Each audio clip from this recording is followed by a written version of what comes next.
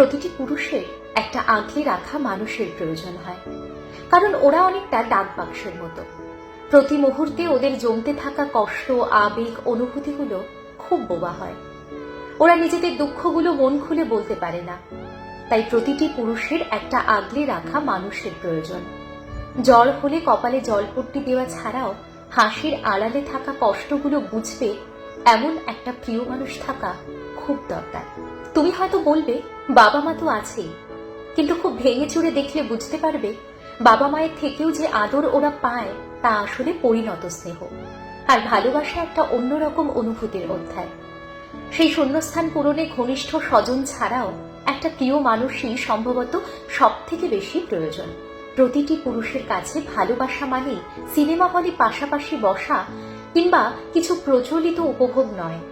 কারোর কাছে ভালোবাসা মানে সত্যিই একটা আশ্রয়। সব ছেলেই খারাপ হয় না। মেয়েদের ওড়না সরে গেলে কিছু পুরুষ আজও তার সম্মানের খেয়াল রাখার চেষ্টা করে। মাঝরাতে পথে একলা মেয়েটির সঙ্গে নোংরা সুযোগ না নিয়ে কেউ তাকে সুন্দরভাবে বাড়িতেও পৌঁছে দেয়।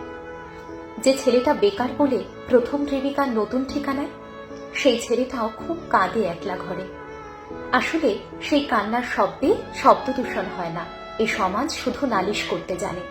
কে রাখে মনের খবর? পুরুষ ওরা, পাথর তো নয়।